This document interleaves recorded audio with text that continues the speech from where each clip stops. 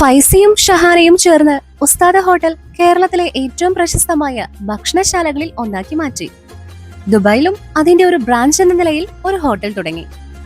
ഉസ്താദ് ഹോട്ടലിൽ എത്തുന്നവർക്ക് അതൊരു ഭക്ഷണ സ്ഥലം മാത്രമല്ല, ഒരു അനുഭവം കൂടിയായി മാറി. ഫൈസിയും ഷഹാനയും ചേർന്ന് അതിനെ ഒരു ഹൃദയമുള്ള ഇടമാക്കി മാറ്റിയിരിക്കുന്നു. എല്ലാ വെള്ളിയാഴ്ചയും ദരിദ്രർക്കായി സൗജന്യ ഭക്ഷണം അവർ നൽകുന്നുണ്ട്. ഭക്ഷണം കഴിക്കാൻ വരുന്നവർക്ക് വയറ് മാത്രമല്ല, മനസ്സും നിറയുന്നതാണ് ഇവിടം.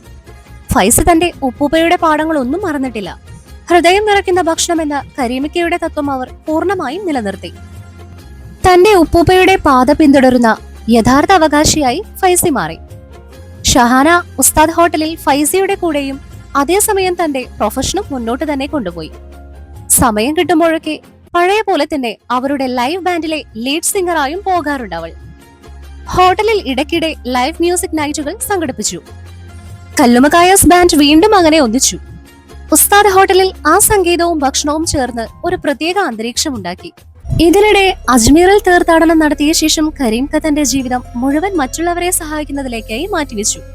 പിന്നീട് അദ്ദേഹത്തിന്റെ വേർപാട് എല്ലാവരും വേദനിപ്പിച്ചുവെങ്കിലും അദ്ദേഹത്തിന്റെ ആശയങ്ങൾ ജീവിച്ചു.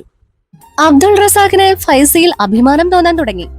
മാതാപിതാക്കളുടെ ഇഷ്ടത്തിലല്ല, മക്കളുടെ അഭിരുചികളിലാണ് അവരുടെ ഭാവിയും യഥാർത്ഥ സന്തോഷവും എന്ന് അയാൾ മനസ്സിലാക്കി. ഒരു ദിവസം ഫൈസി ഉണ്ടാക്കിയ ബിരിയാണി കഴിക്കുമ്പോൾ റസാഖ് പറയുന്നുണ്ട്, നിന്റെ ഭക്ഷണം ഹൃദയം നിറയ്ക്കുന്നതാണ് എന്ന്. അത് ഫൈസിക്ക് ഏറ്റവും വലിയ അംഗീകാരമായി മാറുന്നു. ഫൈസിയുടെ ഇത്താത്തമാർ ഓരോരുത്തരും അവരുടെ കുടുംബജീവിതത്തിൽ സന്തോഷത്തോടെ മുന്നേറി. നാട്ടിൽ വരുമ്പോഴൊക്കെ അവർ അവരുടെ കുടുംബങ്ങളുമായി ഉസ്താദ് ഹോട്ടലിൽ എത്താറുണ്ട്. ഹോട്ടൽ വീണ്ടും ഒരു കുടുംബത്തിന്റെ ഹൃദയമായി മാറുന്നു. അങ്ങനെ വർഷങ്ങൾ കടന്നുപോയി. ഫൈസിക്കും ഷഹാനയ്ക്കും 2 മക്കൾ ജനിച്ചു, ഒരു പെൺകുട്ടിയും ഒരു ആൺകുട്ടിയും.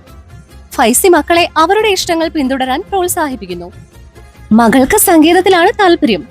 മകനാണെങ്കിൽ ഉപ്പയെ പോലെ പാചകത്തിലും താല്പര്യം പ്രകടിപ്പിക്കുന്നു. ഒരു ദിവസം നഗരത്തിൽ ഒരു പുതിയ വലിയ 5 സ്റ്റാർ ചെയിൻ വരുന്നു. അവർ ഉസ്താദ് ഹോട്ടലിന്റെ മുന്നിൽ തന്നെ ഒരു വലിയ ഹോട്ടൽ തുടങ്ങുന്നു. ഉസ്താദ് ഹോട്ടലിനെ മറികടക്കുക എന്നതായിരുന്നു അവരുടെ ലക്ഷ്യം. ഒരു ദിവസം ഉസ്താദ് ഹോട്ടലിൽ നിന്നും ഭക്ഷണം കഴിച്ച ഒരു വിദേശിക്ക് വയറിന് അസ്വസ്ഥത വന്ന് ഹോസ്പിറ്റലിലാകുന്നു. കാരണം ഫുഡ് പോയിസൺ ആയിരുന്നു. ഇതിന്റെ പേരിൽ ഉസ്താദ് ഹോട്ടൽ അടയ്ക്കപ്പെടുന്നു. ഉസ്താദ് ഹോട്ടലിന്റെ ഇമേജിനെയും ഇത് ബാധിക്കുന്നു. ഫൈസി ആകെ തകർന്നു പോകുന്നു. ഷഹാന ആയ സമയത്ത് അവന് താങ്ങായി നിൽക്കുന്നു. ഇതിനിടെ കേസിന്റെ കാര്യത്തിനായി ഫൈസി പോകുന്ന വഴിയിൽ വെച്ച് അപകടത്തിൽപ്പെട്ടതായി കാണുന്ന കുട്ടിയെ രക്ഷിച്ച് അവൻ ഹോസ്പിറ്റലിലാക്കുന്നു. ആ കുട്ടി അവനോട് നന്ദി പറയുന്നു. ഫൈസി തന്റെ സുഹൃത്തിനെ കാര്യങ്ങൾ ഏൽപ്പിച്ച് അവിടെ നിന്നും മടങ്ങുന്നു. ഒരു ദിവസം തന്റെ ഹോട്ടലിൽ ഉണ്ടായിരുന്ന ഒരു ജീവനക്കാരൻ ഫൈസിയെ കാണാൻ വരുന്നു. തന്റെ മകനെ രക്ഷിച്ചത് ഫൈസിയാണെന്ന കാര്യം അറിഞ്ഞുകൊണ്ട് അവനോട് നന്ദി പറഞ്ഞുകൊണ്ട് ആ വലിയ സത്യം വെളിപ്പെടുത്തുന്നു. ഭക്ഷണത്തിൽ വിഷം കലർത്തിയത് താനാണെന്നും അത് ചെയ്തത് ആ 5 സ്റ്റാർ ഹോട്ടൽ ഉടമകളുടെ നിർദ്ദേശപ്രകാരമാണെന്നും അയാൾ ഫൈസിയോട് പറയുന്നു. ഫൈസി അയാളോട് ക്ഷമിക്കുകയും ആ കുഞ്ഞിന്റെ ഓപ്പറേഷന് ആവശ്യമുള്ള പണം അയാൾക്ക് നൽകുകയും ചെയ്യുന്നു. അയാൾ സത്യങ്ങളെല്ലാം കോടതിയിൽ വെളിപ്പെടുത്തുന്നു. കോടതി ഉസ്താദ് ഹോട്ടലിനെ കുറ്റവിമുക്തമാക്കുന്നു. ഉസ്താദ് ഹോട്ടൽ വീണ്ടും തിരിച്ചു വരുന്നു, അതേ പഴയ പ്രൗഢിയോടുകൂടി. ആസ്വദിച്ച് ഭക്ഷണം കഴിക്കുന്ന ആളുകൾ, അവർക്കിടയിൽ ആ പഴയ ബാൻഡ് ഇപ്പോഴും ഉണ്ട്. ഉസ്താദ് ഹോട്ടൽ ഫൈസിക്ക് ഒരു ബിസിനസ് മാത്രമല്ല, അവന്റെ ഉപ്പൂപ്പയുടെ ജീവനും അനേകായിരം ആളുകളുടെ വയറും മനസ്സും നിറയ്ക്കുന്ന ഒരിടം കൂടിയാകുന്നു.